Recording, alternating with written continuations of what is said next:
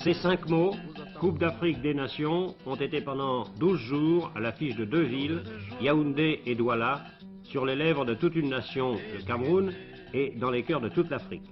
Nous accueillons avec la joie et dignité nos pays frères.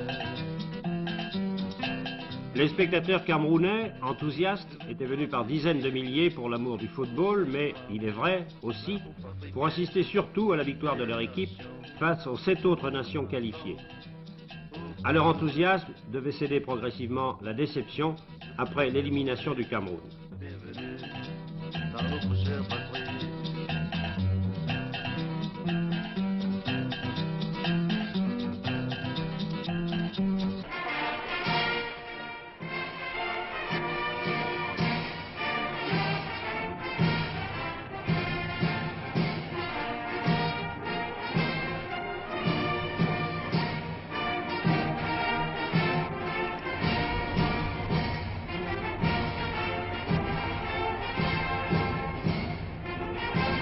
Côté officiel, le président de la République fédérale du Cameroun, son Excellence El Hadj Amadou Ahidjo, donnait un cachet particulier à cette manifestation en honorant de sa présence plusieurs rencontres de football.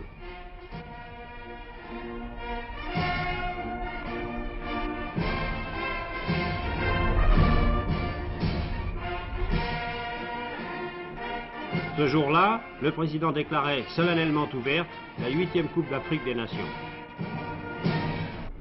Je déclare ouvertes les compétitions comptant pour la 8e Coupe d'Afrique des Nations de football. Tous les noms des pays participants étaient accueillis avec la même ferveur, la même sportivité et réunis sous une seule devise, que le meilleur gagne. Aux yeux de tous les observateurs réunis ce soir-là à Yaoundé, la 8e Coupe d'Afrique des Nations marquait d'une manière spectaculaire la grande fête du football africain.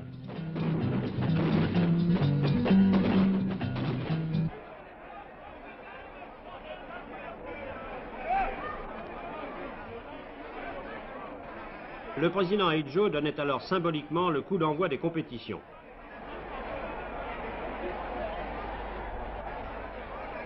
Sans atteindre les sommets, le niveau des rencontres devait être des plus honnêtes. Le Cameroun prenait un bon départ en inscrivant 2 jolis buts pour son premier match face à une équipe du Kenya dont le jeu séduisit plus d'un spectateur.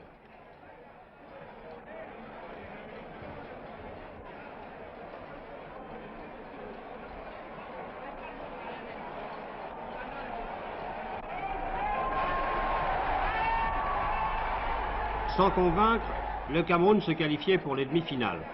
Quant au Kenya, en l'absence d'un buteur, il était éliminé.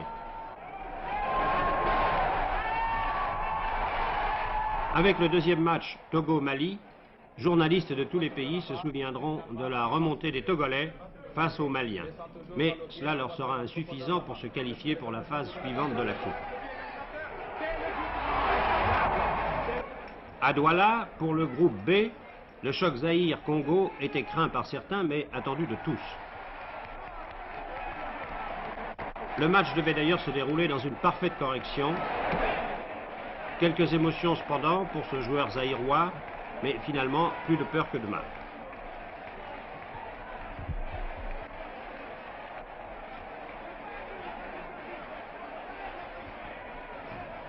Et après 2 pannes de lumière, le Zaïre, par son avant-centre Ntumba, remportait la victoire et devenait le favori de l'épreuve.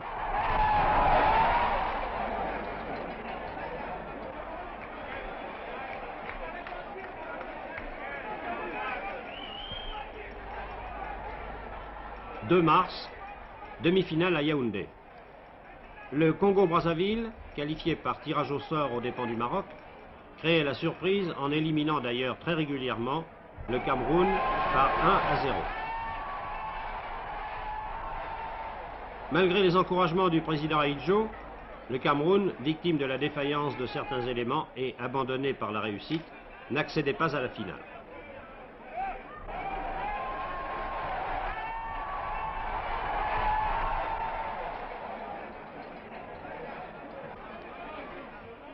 Trois jours plus tard, apothéose avec une finale un peu inattendue. Le Mali, qui avait défait à Douala le Zaïre 4-3 après prolongation, rencontrait le Congo-Brazzaville. Le Mali, en première mi-temps, prenait l'avantage par un but de Diakité, mais en seconde mi-temps, la logique du sport était une fois de plus battue en brèche quand, par 2 fois, le Congolais Mbono permettait à son équipe de prendre l'avantage. Après l'égalisation, 2 minutes plus tard, Mbono inscrivait un deuxième but de toute beauté.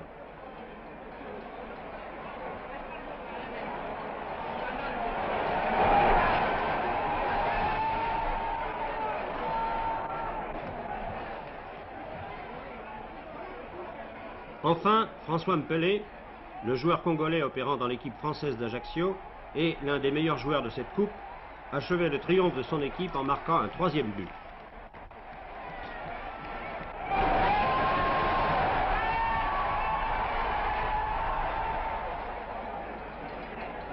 La victoire ne pouvait plus alors échapper à l'équipe congolaise. Une dernière réaction des avants maliens, privés, il est vrai, de Salif Keïta, blessé, leur permettait de réduire la marque par Moussa Traoré.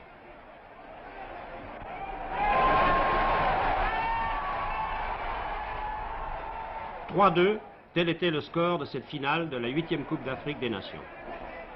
Alors que les joueurs congolais manifestaient leur joie, toute la déception du Mali se lisait sur le visage de Salif Keïta.